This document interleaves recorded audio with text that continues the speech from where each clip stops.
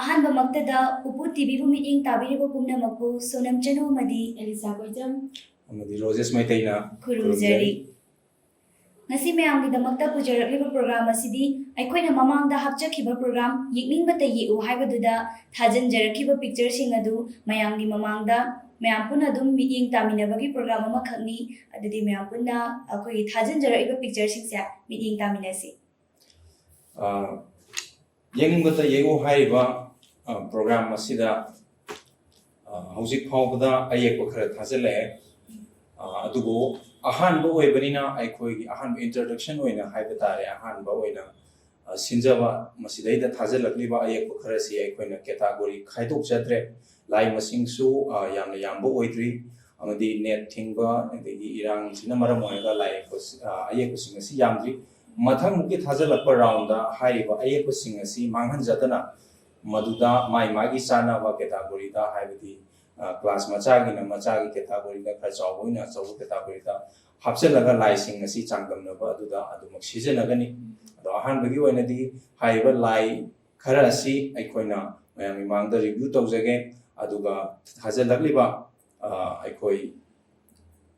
kano sing haiba tare satra sing koi artist sing asi aikoiga thengnabagi tanja adusu adum lawjage aduga participant sing ꯑꯩꯈꯣꯏꯅ certificate ꯑꯃꯃꯝ ꯂꯣꯏ ꯏꯁꯨ ꯇꯧꯖꯒꯅꯤ ꯑꯗꯨꯒ ꯃꯈꯥ ꯇꯥꯕ ꯂꯥꯛꯀꯗꯧꯔꯤꯕ ꯃꯁꯤꯒꯤ ꯌꯦꯡꯅꯤꯡꯕꯇ ꯌꯦꯛꯎ ꯍꯥꯏꯔꯤꯕ ꯁꯤꯒꯤ ꯃꯊꯪꯒꯤ ꯄ꯭ꯔꯣꯒ꯭ꯔꯥꯝꯗ ꯈꯟꯒꯠꯂꯕ ꯑꯥꯔꯇꯤꯁꯁꯤꯡ ꯍꯥꯏꯕ ꯇꯥꯔꯦ ꯃꯈꯣꯏꯁꯤꯡ ꯑꯗꯨ ꯑꯩꯈꯣꯏꯅ ꯍꯥꯏꯔꯤꯕ ꯑꯩꯈꯣꯏꯒꯤ ꯄꯨꯄꯨ ꯐꯣꯛ ꯇꯤꯚꯤꯒꯤ ꯁ꯭ꯇꯨꯗꯤꯑꯣ ꯑꯁꯤꯗ ꯀꯧꯈꯠꯆꯔꯒ ꯑꯃꯨꯛ ꯆꯥꯡꯗꯝꯅꯕꯒꯤ ꯂꯥꯏꯌꯦꯛꯄ ꯆꯥꯡꯗꯝꯅꯕꯒꯤ ꯃꯊꯪ ꯂꯦꯚꯦꯜꯒꯤ ꯍꯥꯏꯕ ꯇꯥꯔꯦ ꯃꯗꯨ ꯑꯃꯃꯨꯛ ꯄꯥꯡꯊꯣꯛꯆꯒꯅꯤ ꯃꯗꯨꯗꯩꯗ ꯁꯔꯨꯛ soidana yabiyu aduga maduda saru yabasing adugi maraktagi athoi hen hangaliba first second third sing aduda aikoina ichan chamba kudolama bijagani amadi certificate amamam su loina issue tawjagani adudi ahanba lai asi lokhajarake mayam punna mityeng taminasi koigi ahanbase kaimigi picture ama hana sudum tare kaimi hera chandra dongan dongan mayam ama yekpire maming sina Tinsubam Jyotisan Singh High Class 4 ni aduga roll number 13 ana ibirai The Youngster Dynamic English School da tambani hai aduga address na Poiro Khongjin Awang Laikai Kaina Road dagi ne na thamei aduga magi ayekpase darji habitan yembiu magi ayekpase mayam habitan mayamda yengjage masi mayamda amuk chauna akoigi screen da amuk ayekpase ucharake Jyotisangi Layasi Kaimine Hera Chandrane Adagi Hera Chandra Lami Manba Mane Punna Yekpirei Maya the Kaimi Lay Kaimina Karana Pamba Apani Kaimini Fan or Amgariana Kale Inausi Sagon Tonga Lay Kogi Sapi Lanti Sepa Mai Kumaga Laiba Color so Karatai Masi class 4 tamiba heroine yam phajana dum yekpirai yam kana hona aduga sum toina practice tawga am hena improvement leiba oibiu yam phajai mathangi lai am yengsi myam mathangi muk lakhachara dikege mathangi sina koijam sana thoithoiba kangmung langon jamaning lekai dagi Bethel English School da tamba class 4 kaba satra makhakna pibirakpani mane lagni bilaise kunjamala gi wene pire Sanathoiba Koijam Sanathoiba Koijam gi lai asida lejare yam colorful oi kunjamala gi akoigi thumbnail oikiba adugumnaba lai amani aduga mana yegibasi maning the scenery su yawi ching ure adagi aikoigi lampak ure charu mapun ure de kunjamala da yamna nungaitaba adumba tragedy ki wari amani haiba tare kunjamala gi wari sinoda kai sina mangonda lagaga laibagi mawongdani yekpirei se yamna fajana yekpirei Bethel da tamba maksi mai class ti class 4 kai hai class 4 kai ba akogi ina osina yekpirei ba lai si aduki matik fajagre mai class ge yengamda yam colorful oi color season aba yam niom chumna season ai background jisu tongana yam mong ta na background jida moina yeglek eba si ꯑꯃꯨꯛꯀ ꯍꯦꯟꯅ practice ꯇꯧꯔꯒ ꯑꯃꯨꯛꯀ ꯍꯦꯟꯅ ꯍꯩꯕ ꯂꯥꯏ ꯌꯦꯛꯄ ꯑꯃ ꯑꯣꯏꯕꯤꯌꯨ ꯍꯥꯏꯅ ꯊꯝꯖꯒꯦ ꯃꯊꯪꯒꯤ ꯂꯥꯏ ꯑꯃꯨꯛ ꯃꯊꯪ ꯂꯧꯈꯠꯆꯒꯦꯀꯣ ꯃꯊꯪꯁꯦ ꯂꯟꯀꯣꯝꯕꯤ ꯔꯥꯖꯀꯨꯃꯥꯔꯤ ꯍꯥꯏ ꯁꯣꯏꯕꯝ ꯂꯩꯀꯥꯏ ꯄꯣꯔꯣꯝꯄꯥꯠꯇꯒꯤꯅꯤ ꯑꯗꯨꯒ ꯃꯥꯅ ꯌꯦꯛꯂꯛꯏꯕ ꯄꯤꯛꯆꯔꯁꯤꯅ ꯄꯥꯎꯕꯤꯂꯥꯏꯒꯤ ꯑꯗꯨꯒ ꯀ꯭ꯂꯥꯁ 5 ꯔꯣꯜ ꯅꯝꯕꯔ 27 ꯁꯦꯛꯁꯟ ꯕꯤꯅꯤ ꯍꯥꯏ ꯃꯌꯦꯛ ꯈꯤꯇꯪꯗꯤ ꯁꯦꯡꯗ꯭ꯔꯦꯀꯣ ꯊꯥꯔꯛꯏꯁꯦ ꯑꯗꯣ ꯃꯥꯅ ꯌꯦꯛꯂꯛꯏꯕ ꯄꯤꯛꯆꯔꯁꯦ ꯄꯥꯎꯕꯤꯂꯥꯏꯒꯤ ꯄꯤꯛꯆꯔꯗꯣ ꯌꯦꯛꯂꯛꯑꯦ ꯑꯩꯅ ꯁꯨꯝ ꯈꯟꯕꯗ ꯁꯤ ꯌꯦꯛꯂꯛꯏꯕ ꯁ꯭ꯇꯨꯗꯦꯟꯠꯁꯦ ꯑꯩꯈꯣꯏꯒꯤ ꯃꯩꯇꯩꯒꯤ ꯑꯣꯏꯕ ꯋꯥꯔꯤꯁꯤꯒ ꯍꯥꯏꯐꯦꯠ ꯆꯤꯡꯖꯅꯔꯝꯒꯗꯕ ꯈꯔ ꯅꯨꯡꯁꯤꯕ ꯑꯗꯨꯃꯥꯏꯅ ꯑꯣꯏꯔꯝꯒꯗꯕ ꯃꯥꯜꯂꯤ ꯑꯇꯣꯞꯄ ꯋꯥꯔꯤ ꯃꯌꯥꯝꯁꯤꯗꯒꯤ ꯇꯣꯉꯥꯟꯅ ꯁꯤꯒꯤ ꯄꯥꯎꯕꯤꯂꯥꯏꯒꯤꯁꯦ ꯈꯟꯒꯠꯂꯀꯥꯟꯗ ꯌꯦꯛꯂꯦ ꯇꯥꯔꯁꯨ ꯍꯥꯏꯐꯦꯠ ꯌꯦꯡꯃꯤꯟꯅꯁꯤꯅꯦ ꯃꯌꯥꯝ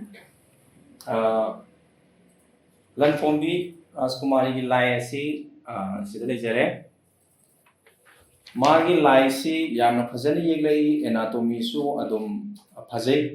ꯑꯗꯨꯒ ꯀꯂꯔ ꯌꯥꯝꯅ ꯃꯁꯥ ꯅꯥꯟꯅ ꯊꯥꯏ ꯀꯩꯅꯣ ꯃꯥꯜꯂꯤ ꯃꯦꯗꯤꯌꯝꯁꯦ ꯄꯦꯟꯁꯤꯜ ꯀꯂꯔ ꯃꯥꯜꯂꯤ ꯅꯠꯇ꯭ꯔꯒ ꯀ꯭ꯔꯦꯌꯣꯟ ꯑꯣꯏꯔꯒꯁꯨ ꯈꯔ ꯈꯤꯇꯪ ꯆꯨꯕ ꯋꯥꯠꯄ ꯃꯥꯜꯂꯦ ꯑꯗꯨꯅ ꯄꯦꯟꯁꯤꯜ ꯀꯂꯔ ꯃꯥꯜꯂꯤ ꯑꯗꯨꯕꯨ ꯀꯂꯔꯗꯤ ꯃꯁꯥ ꯌꯥꯝꯅ ꯅꯥꯟꯅ ꯊꯥꯏ ꯑꯗꯒꯤ ꯌꯥꯝ ꯐꯖꯅ ꯌꯦꯛꯏ ꯑꯃꯗ ꯁꯤꯒꯤ ꯑꯩꯈꯣꯏꯒꯤ ꯎꯔꯤꯕ ꯑꯩꯈꯣꯏꯒꯤ ꯂꯥꯏꯔꯦꯟꯒꯤ ꯁꯛꯇꯝꯗ ꯎꯔꯤꯕ ꯑꯩꯈꯣꯏꯒꯤ ꯂꯥꯏ ꯍꯥꯏꯕ ꯇꯥꯔꯦ ꯃꯁꯤ ꯃꯥꯅ ꯌꯥꯝꯅ ꯐꯖꯅ ꯌꯦꯛꯄꯤꯔꯛꯏ ꯃꯥꯒꯤ ꯃꯄꯨ ꯑꯗꯒꯤ ꯃꯆꯤ ꯄꯥꯜꯂꯤꯕ ꯃꯃꯤꯠ ꯃꯌꯥ ꯌꯥꯝꯅ ꯗꯤꯇꯦꯜ ꯑꯣꯏꯅ ꯌꯦꯛꯄꯤꯔꯛꯏ ꯌꯥꯝꯅ ꯐꯖꯩ ꯃꯥꯁꯤ ꯀ꯭ꯂꯥꯁ 5ꯇ ꯀꯥꯔꯤꯕ ꯑꯉꯥꯡꯅꯤ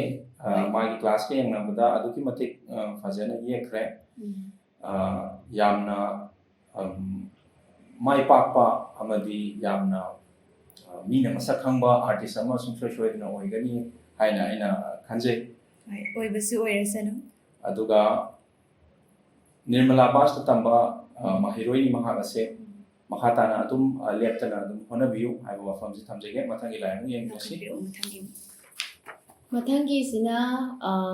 ꯀꯣꯏꯖꯝ ꯅꯤꯔꯨꯄꯃꯥꯅ ꯄꯤꯕꯤꯔꯛꯄ ꯍꯥꯏꯗꯤ ꯂꯥꯏ ꯌꯦꯛꯄꯤꯔꯛꯄꯗꯨꯅꯦ ꯃꯥꯒꯤꯁꯦ ꯀꯦꯔꯦꯛꯇꯔ ꯌꯥꯝꯅ ꯌꯥꯝꯃꯦ ꯗ ꯒꯔꯜ ꯐ꯭ꯔꯣꯝ ꯗ ꯃꯤꯔꯔꯗꯩꯁꯨ ꯌꯥꯎꯔꯛꯑꯦ ꯃꯆꯤꯟ ꯍꯤꯡꯆꯥꯕꯤ ꯑꯃꯗꯤ ꯃꯆꯤꯟ ꯃꯧꯄ꯭ꯋꯥꯒꯤꯗꯒꯤꯁꯨ ꯈꯔ ꯌꯥꯎꯔꯛꯑꯦ ꯑꯗꯨꯒ ꯍꯨ ꯏꯁ ꯀꯩꯃꯤ ꯍꯥꯏꯅ ꯈꯔ ꯀꯩꯃꯤꯒ ꯂꯣꯏꯅꯔꯒ ꯈꯔ ꯑꯃꯁꯨ ꯌꯥꯎꯔꯛꯑꯦ ꯑꯗꯣ ꯃꯥꯁꯦ SDJMꯗ ꯇꯝꯕꯅꯦ ꯑꯗꯨꯒ ꯍꯟꯗꯛ ꯀ꯭ꯂꯥꯁ 11 ꯀꯥꯕꯅꯦ ꯗꯥꯔꯖꯤꯁꯀ ꯄꯨꯟꯅ ꯌꯦꯡꯃꯤꯟꯅꯁꯤ ꯀꯣꯏꯖꯝ ꯅꯤꯔꯨꯄꯃꯥꯒꯤ ꯂꯥꯏꯁꯤꯗ ꯂꯩꯔꯦ ꯃꯥꯏꯁꯦ ꯕ꯭ꯂꯦꯛ ꯑꯦꯟ ꯋꯥꯏꯠꯇ ꯇꯧꯔꯦ ꯄꯦꯟꯁꯤꯜꯒꯤ ꯁ꯭ꯀꯦꯠꯁꯅꯤ ꯍꯥꯏꯖꯕ ꯇꯥꯔꯦ ꯃꯊꯛꯇ ꯂꯩꯔꯤꯕ ꯑꯁꯤ ꯍꯟꯗꯛ ꯑꯩꯈꯣꯏꯒꯤ ꯅꯧꯅ ꯊꯥꯒꯠꯈꯤꯕ ꯗ ꯒꯔꯜ ꯐ꯭ꯔꯣꯝ ꯗ ꯃꯤꯔꯔꯒꯤ ꯊꯝꯅꯦꯜꯗ ꯌꯥꯎꯕ ꯅꯨꯄꯤꯗꯨꯅ ꯀꯞꯄꯒ ꯂꯩꯕꯒꯤ ꯃꯑꯣꯡ ꯑꯗꯨꯅꯤ ꯑꯗꯨꯒ ꯃꯈꯥꯗ ꯃꯆꯤꯜ ꯃꯧꯄ꯭ꯋꯥ ꯑꯃꯁꯨ ꯌꯦꯛꯏ ꯑꯗꯒꯤ ꯍꯤꯡꯆꯥꯕꯤ ꯑꯃꯗꯤ ꯃꯆꯤꯟ ꯃꯧꯄ꯭ꯋꯥ ꯍꯥꯏꯔꯤꯕ ꯋꯥꯔꯤ ꯑꯗꯨꯗꯒꯤ ꯀꯦꯔꯦꯛꯇꯔ 5ꯅꯤ ꯃꯥꯅ ꯌꯦꯛꯂꯛꯏꯕꯁꯤ ꯃꯃꯥ ꯃꯄꯥ ꯃꯆꯤꯜ ꯃꯧꯄ꯭ꯋꯥ ꯑꯗꯒꯤ ꯂꯩꯀꯥꯏꯒꯤ ꯅꯨꯄꯥ ꯑꯃꯁꯨ ꯌꯥꯎꯔꯦ ꯑꯩꯈꯣই 5 ꯄꯔꯦꯡ ꯁꯥꯅ ꯂꯦꯞꯄꯤ ꯌꯥꯝ ꯐꯖꯅ ꯌꯦꯛꯄꯤꯔꯛꯏ ꯑꯗꯒꯤ ꯀꯩꯃꯤꯒꯤ ꯃꯥꯅ ꯌꯦꯛꯂꯛꯏꯕꯁꯤ ꯀꯩꯃꯤꯅ ꯑꯉꯥꯡ ꯑꯣꯏꯔꯤꯉꯩꯒꯤ ꯃꯥꯒꯤ ꯃꯃꯥꯅ ꯍꯥꯏꯕ ꯇꯥꯔꯦ ꯃꯉꯣꯟꯗ ꯑꯩꯈꯣꯏꯒꯤ ꯊꯧꯅꯥ ꯍꯥꯞꯄꯒꯤ ꯃꯑꯣꯡꯗ ꯑꯩꯈꯣꯏꯒꯤ ꯁꯌꯦꯡꯗ ꯄꯥꯏꯔꯒ ꯋꯥꯔꯤ ꯁꯥꯕꯒꯤ ꯃꯥꯟꯕ ꯃꯑꯣꯡ ꯑꯃ ꯌꯦꯛꯄꯤꯔꯛꯏ ꯑꯗꯨꯒ ꯌꯥꯝꯅ ꯐꯖꯅ ꯌꯦꯛꯄꯤꯔꯛꯏ ꯗ ꯒꯔꯜ ꯐ꯭ꯔꯣꯝ ꯗ ꯃꯤꯔꯔꯒꯤ ꯌꯦꯛꯏꯕ ꯅꯨꯄꯤ ꯑꯁꯤ ꯑꯗꯨꯛꯀꯤ ꯃꯇꯤꯛ ꯗꯤꯇꯦꯜ ꯑꯣꯏꯅ ꯁꯦꯠ ꯐꯖꯅ ꯊꯥꯅ ꯑꯦꯅꯥꯇꯣꯃꯤ ꯆꯨꯝꯅ ꯌꯦꯛꯄꯤꯔꯛꯑꯦ ꯃꯈꯥ ꯇꯥꯅꯁꯨ ꯑꯗꯨꯝ ꯑꯩꯈꯣꯏꯒꯤ ꯄ꯭ꯔꯣꯒ꯭ꯔꯥꯝ ꯑꯁꯤꯗ ꯂꯥꯏ ꯑꯌꯦꯛꯄ ꯂꯦꯞꯄ ꯂꯩꯇꯅ ꯊꯥꯒꯠꯄꯤꯔꯛꯎ ꯍꯥꯏꯕ ꯋꯥꯐꯝ ꯑꯁꯤ ꯊꯝꯖꯒꯦ ꯑꯗꯨꯒ ꯃꯥꯏ ꯄꯥꯛꯄ ꯐ꯭ꯌꯨꯆꯔ ꯑꯃꯁꯨ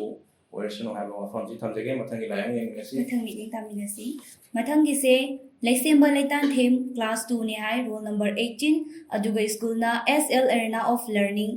ꯑꯦꯗ꯭ꯔꯦꯁꯅ ꯈꯨꯔꯥꯏ ꯊꯥꯡꯖꯝ ꯂꯩꯀꯥꯏ ꯑꯗꯨꯒ ꯃꯍꯥꯛꯅ ꯌꯦꯛꯏꯕ ꯄꯤꯛꯆꯔꯁꯤꯗꯤ ꯑꯩꯈꯣꯏꯒꯤ ꯄꯨꯄꯨ ꯇꯤꯚꯤꯒꯗꯤ ꯃꯔꯤ ꯂꯩꯅꯕ ꯀꯦꯔꯦꯛꯇꯔꯗꯤ ꯑꯣꯏꯗ꯭ꯔꯦ ꯁꯨꯝꯅꯒꯤ ꯀ꯭ꯂꯥꯁ 2 ꯈꯛꯇꯪ ꯀꯥꯔꯤꯕ ꯁ꯭ꯇꯨꯗꯦꯟ ꯑꯃꯅ ꯌꯦꯛꯂꯛꯄꯅꯤ ꯌꯦꯡꯃꯤꯟꯅꯁꯤ ꯃꯌꯥꯝ ꯂꯩꯁꯦꯝꯕꯅ ꯌꯦꯛꯂꯛꯏꯕꯁꯤ ꯖꯦꯔꯤꯅꯤ ꯖꯦꯔꯤꯁꯤ ꯑꯩꯈꯣꯏꯒꯤ ꯄꯨꯄꯨꯒꯤ ꯑꯁꯦꯡꯕ ꯀꯦꯔꯦꯛꯇꯔꯃꯛꯇꯤ ꯑꯣꯏꯗ꯭ꯔꯦ ꯑꯗꯨꯕꯨ ꯃꯥ ꯌꯥꯝ ꯑꯉꯥꯡꯅꯤ ꯀ꯭ꯂꯥꯁ 2 ꯈꯛꯇꯃꯛ ꯀꯥꯗ ꯉꯥꯏꯔꯤ ꯃꯥꯅ ꯍꯩꯖꯕ ꯁꯨꯝ ꯌꯦꯛꯑꯒ ꯊꯥꯕꯤꯔꯛꯄꯅꯤ ꯀꯔꯤꯁꯨ ꯀꯥꯏꯗꯦ ꯌꯥꯝꯅ ꯀꯩꯅꯣ ꯈꯤꯇꯪ ꯂꯩꯔꯤꯕ ꯄꯣꯁꯇꯔꯁꯦ ꯌꯥꯝꯅꯁꯨ ꯅꯣꯛꯅꯤꯡꯕ ꯌꯥꯝꯅꯁꯨ ꯅꯨꯡꯁꯤꯕ ꯃꯑꯣꯡꯗꯅꯤ ꯖꯦꯔꯤꯅ ꯂꯩꯔꯤꯕꯁꯤ ꯃꯈꯨꯠꯇ ꯄꯥꯏꯔꯤꯕ ꯑꯁꯤ ꯆꯤꯁꯀꯤ ꯁ꯭ꯂꯥꯏꯁ ꯑꯃꯅꯤ ꯍꯥꯏꯕ ꯇꯥꯔꯦ color yamna phajana ma thari hendo handana yam phajana honari aduga sum lepal laitana yega hena phava artist ama oibiu toina practice tawbiu aduga yamna haiba mi ama sungsoi soidana oigani na khali matung tarakpada aikhoigi buhu phok tv character ama su yega thajan biro aiba wafam ji thamrege matangi laim lokal mina sing ꯃꯊꯪꯒꯤꯁꯤꯅ ꯂꯤꯡꯖꯦꯜ ꯊꯣꯏꯕꯤ ꯅ ꯊꯥꯕꯤꯔꯛꯄꯅꯦ Semrok Semrok Kids Garden. Semrok kids ꯒꯥꯔꯗꯦꯟꯗꯒꯤ class 1 roll number 6 ꯍꯥꯏꯅ ꯊꯝꯕꯤꯔꯦ ꯃꯥꯒꯤꯁꯦ ꯑꯃꯨꯛ ꯗꯥꯔꯖꯁꯇ ꯄꯨꯟꯅ ꯌꯦꯡꯃꯤꯟꯅꯔꯁꯤ Semrok Kids da tamba aikhoigi thoibina yekpirappa lai ꯂꯤꯡꯖꯦꯜ thoibina yekpirappa lai si sumna tawi mani yeklagliba si lirung tenjai hapa aikhoigi sine aikhoigi lirung ne adagi logo manba ama round amada pupu tv na tharga mathakta heart amasu napi haida tare matonda masina akoi pupu folk tv si yamna nungsijaba adugumlaba aikhoigi fan amani na koina noksenjare yellow machugi circle sida red machugi bar ma chalaga pupu folk tv haira la okay heart ki sign amasu happy lerung ten asisu aikhoigi kaini gi amadi atopa wari sing da aikhoigi character sing na yamna toina seasonaba adugumna khulai amani masi mana acknowledge toraga haiba tare happy rai yamna thagali sumnatagi class 1 khakta kariba mahairoi sina yekpirappa si aduki matik fajare makha tana su adum yekpirao Hoi. mathang no kachage Mathang sidi maming mathadi amata yauramdre magi maming leifam amta yaudre duna kanano haibududi khangzadre adubu picture se ubada adum isamakdudi khangbiragani duna matung thajalakpa matamdadi ming leifamga konana phajana hapiro adubu akoigi program sida saru yabirakpagi damaktadi thagachari du picture safe imnas thangi picture si asumna tawi scenery ni chingani karakta numit thoi numit se mai se ani thoe mayam mathakta so ama thoe uoni am su lai hek yeng bada masi yamna pikli ba angang na yenglakpane haiba ma adum aikhoina laksan ngame aduga aikhoigi website ta tang technical issue macha ma leibadagi akoi thajalakliba maming asi aikhoina khangjaba ngamjadre ma phong da melapsu yai adugo ayekpa sidadi maming matha school na chaga laifam na chingba amata yauraktre makhata na thajalakpada matamdadi isagi ming laifam class school na chingba sing asi ayekpa sigi makhada thabirau aikoina su mamangda life ta su haijakrabani sumaina akoigi ming yaudana thajalakpa yauba sing asi amuk resubmit tawbiona akoina mamangda haijekibani matung tabadadi ayekpa asida minga loina na thajanbiro haiba mafumsi thamjage aduga lai asi yamnungsi yamna pikli bangang yekni haiba makhangi mahata na adu thajanbiro akoi taram nokcheri mathang ami ꯃꯊꯪꯒꯤꯁꯦ ꯑꯃꯨꯛ ꯌꯦꯡꯃꯤꯟꯅꯔꯁꯤ ꯃꯊꯪꯒꯤꯁꯤꯅ ꯃꯣꯏꯔꯥꯡ ꯄꯥꯟꯁꯪ ꯍꯥꯏꯕ ꯃꯥꯜꯂꯦꯀꯣ ꯃꯣꯏꯔꯥꯡ ꯄꯥꯟꯁꯪ ꯂꯩꯀꯥꯏꯗꯒꯤ ꯂꯝꯉꯥꯟꯕ Moirangthem class 2B ꯁ꯭ꯀꯨꯜꯅ S.C. Xavier School ꯃꯣꯏꯔꯥꯡꯗꯒꯤ ꯊꯥꯕꯤꯔꯛꯄꯅꯦ ꯑꯗꯨ ꯁ꯭ꯀꯨꯜꯅ ꯗꯥꯔꯖꯁꯇ ꯄꯨꯟꯅ ꯌꯦꯡꯃꯤꯟꯅꯔꯁꯤ lamnganba class 2 kariba mahiroi sina yekpiragleba lai sisu ngasai ma yaukibduga yam manai moise school su manadabra na khale adubu laikai ama tadai oiramgadra na chaga laikai sumanadi ngasai duna bamo laikai ni buko bamo laikai thangjam leirakne ngasai gi lamsu yam lamna ri se amana moirang pansangdagi ni hai amana bamo laikai thangjam leirakne masi coincident oidora karino haibdi khangre lirung ten ga akoi tenjai ga adagi pupu folk tv gi logo round amasi ani se yam manani yekpi rei ye iba khuyek su haipet manai sina ngasai gi duna mathakta akoi logo manusigi mathakta heart ꯑꯃ ꯍꯥꯞꯄꯤꯔꯛꯄꯁꯤꯅ star ꯑꯃ ꯊꯣꯛꯍꯜꯂꯦ ꯑꯩꯈꯣꯏꯒꯤ ꯂꯣꯒꯣꯁꯤ ꯃꯊꯛꯇ ꯌꯥꯝ ꯅꯨꯡꯁꯤ ꯌꯥꯝ ꯄꯤꯛꯂꯤꯕ ꯑꯉꯥꯡꯅꯤ class 2 ꯀꯥꯔꯤꯕ ꯏꯅꯥꯎꯁꯤꯅ ꯌꯦꯛꯄꯤꯔꯛꯂꯤꯕ ꯂꯥꯏ ꯑꯁꯤ ꯌꯥꯝꯅ ꯀꯩꯅꯣ ꯑꯣꯏ ꯌꯥꯝꯅ ꯅꯨꯡꯁꯤꯕ ꯐꯥꯎꯕ ꯂꯥꯏ ꯑꯃ ꯑꯣꯏ ꯍꯥꯏꯕ ꯇꯥꯔꯦ ꯃꯈꯥ ꯇꯥꯅꯁꯨ ꯑꯗꯨꯝ ꯊꯥꯖꯟꯕꯤꯔꯛꯎ ꯌꯥꯝꯅ ꯐꯖꯩ ꯑꯗꯨꯒ ꯍꯟꯗꯛꯀꯤꯁꯤꯗꯤ ꯑꯔꯣꯏꯕ ꯑꯣꯏꯅ ꯂꯧꯈꯠꯆꯒꯦ ꯑꯔꯣꯏꯕ ꯄꯤꯛꯆꯔꯁꯤꯁꯨ ꯆꯞ ꯃꯥꯟꯅꯅ ꯃꯃꯤꯡ ꯃꯊꯥ ꯌꯥꯎꯔꯝꯗ꯭ꯔꯦ ꯃꯇꯨꯡ ꯊꯥꯖꯟꯕꯤꯔꯛꯄ ꯃꯇꯝꯗꯗꯤ ꯃꯃꯤꯡꯒ ꯑꯗꯨꯒ ꯀ꯭ꯂꯥꯁ ꯂꯩꯐꯝ ꯐꯖꯅ ꯒ꯭ꯌꯥꯟ ꯇꯥꯅ ꯊꯥꯖꯟꯕꯤꯔꯛꯑꯣ ꯑꯗꯣ ꯄꯤꯛꯆꯔꯁꯤꯗꯤ ꯊꯥꯖꯜꯂꯛꯑꯕꯅꯤꯅ ꯑꯗꯨꯝ ꯃꯌꯥꯝ ꯄꯨꯟꯅ ꯃꯤꯠꯌꯦꯡ ꯇꯥꯃꯤꯟꯅꯔꯁꯤ ꯁꯔꯨꯛ ꯌꯥꯕꯤꯕꯒꯤꯗꯃꯛꯇꯁꯨ ꯊꯥꯒꯠꯆꯔꯤ ꯌꯥꯎꯔꯤꯁꯤ ꯍꯥꯏꯐꯦꯠ ꯌꯦꯡꯃꯤꯟꯅꯁꯤ ꯃꯍꯥꯛꯁꯨ ꯃꯃꯤꯡ ꯃꯊꯥ ꯌꯧꯖꯔꯛꯇ꯭ꯔꯦ ꯃꯊꯪ ꯊꯥꯒꯠꯂꯛꯄꯗ ꯑꯌꯦꯛꯄꯒꯤ ꯃꯈꯥꯗ ꯃꯤꯡ ꯑꯃꯗꯤ ꯂꯩꯐꯝ ꯁ꯭ꯀꯨꯜ ꯑꯗꯒꯤ ꯏꯁꯥꯒꯤ ꯆꯍꯤꯁꯨ ꯑꯗꯨꯝ ꯍꯥꯞꯆꯤꯟꯕꯤꯔꯛꯄ ꯌꯥꯏ ꯍꯥꯏꯕꯁꯤꯡ ꯑꯁꯤ ꯌꯥꯎꯔꯒ ꯁꯨꯡꯁꯣꯏ ꯁꯣꯏꯗꯅ ꯊꯥꯖꯟꯕꯤꯔꯛꯎ ꯃꯍꯥꯛꯅ ꯌꯦꯛꯂꯤꯕꯁꯤ ꯏꯟꯗꯤꯌꯟ ꯃꯦꯞꯀ ꯏꯟꯗꯤꯌꯥꯒꯤ ꯐ꯭ꯂꯦꯒꯀꯅꯤ ꯅꯦꯁꯅꯦꯜ ꯐ꯭ꯂꯦꯒꯀꯅꯤ ꯌꯥꯝꯅ ꯐꯖꯩ ꯀꯂꯔꯐꯨꯜ ꯑꯣꯏꯅ ꯌꯦꯛꯄꯤꯔꯛꯏ ꯃꯈꯥ ꯇꯥꯅꯁꯨ ꯑꯗꯨꯝ ꯊꯥꯖꯟꯕꯤꯔꯛꯎ ꯑꯗꯨꯒ ꯃꯅꯤꯄꯨꯔ ꯃꯦꯞꯁꯨ ꯌꯦꯛꯑꯒ ꯑꯗꯨꯝ ꯊꯥꯖꯟꯕꯤꯔꯛꯄ ꯌꯥꯏ ꯍꯥꯏꯕ ꯋꯥꯐꯝꯁꯤ ꯊꯝꯖꯒꯦ ꯌꯥꯝ ꯊꯥꯒꯠꯆꯔꯤ ꯁꯤꯅ ꯉꯁꯤꯒꯤ ꯑꯣꯏꯅꯗꯤ ꯑꯩꯈꯣꯏꯒꯤ ꯊꯥꯖꯟꯕꯤꯔꯛꯈꯤꯕ ꯑꯍꯥꯟꯕꯒꯤ ꯌꯦꯡꯅꯤꯡꯕꯇ ꯌꯦꯛꯎ ꯍꯥꯏꯕ ꯄ꯭ꯔꯣꯒ꯭ꯔꯥꯝ ꯑꯁꯤꯒꯤ ꯑꯌꯦꯛꯄꯁꯤꯡ ꯑꯁꯤ ꯃꯁꯤꯗ ꯂꯣꯏꯖꯔꯦ ꯊꯥꯖꯟꯕꯤꯔꯛꯈꯤꯕ ꯈꯨꯗꯤꯡꯃꯛꯄꯨ ꯑꯩꯈꯣꯏꯅ ꯊꯥꯒꯠꯄ ꯐꯣꯡꯗꯣꯛꯆꯔꯤ ꯑꯃꯗꯤ ꯃꯈꯥ ꯇꯥꯕ ꯂꯥꯛꯀꯗꯧꯔꯤꯕ ꯄ꯭ꯔꯣꯒ꯭ꯔꯥꯝꯁꯤꯡꯗ ꯑꯗꯨꯝ ꯁꯔꯨꯛ ꯌꯥꯕꯤꯌꯨ ꯑꯗꯨꯒ ꯑꯩꯈꯣꯏꯒꯤ ꯎꯅꯕꯒꯤ ꯇꯥꯟꯖꯥ ꯑꯗꯨꯁꯨ ꯂꯧꯃꯤꯟꯅꯁꯤ ꯑꯗꯨꯒ ꯑꯩꯈꯣꯏꯅ ꯁꯨꯡꯁꯣꯏ ꯁꯣꯏꯗꯅ ꯁꯥꯔꯇꯤꯐꯤꯀꯦꯠ ꯑꯃ ꯏꯁꯨ ꯇꯧꯔꯛꯀꯅꯤ ꯃꯗꯨꯒꯤ ꯑꯀꯨꯞꯄ ꯃꯔꯣꯜꯁꯨ ꯑꯩꯈꯣꯏ ꯃꯌꯥꯝꯒꯤ ꯃꯐꯝꯗ ꯑꯗꯨꯝ ꯈꯪꯍꯟꯖꯔꯛꯀꯦ ꯁꯤꯒꯤ ꯑꯣꯏꯅꯗꯤ ꯃꯇꯥꯡ ꯑꯁꯤꯗ ꯂꯣꯏꯁꯤꯟꯖꯔꯒꯦ ꯃꯤꯠꯌꯦꯡ ꯇꯥꯕꯤꯔꯤꯕ ꯄꯨꯝꯅꯃꯛꯄꯨ ꯑꯃꯨꯛ ꯍꯟꯅ ꯈꯨꯔꯨꯝꯖꯔꯤ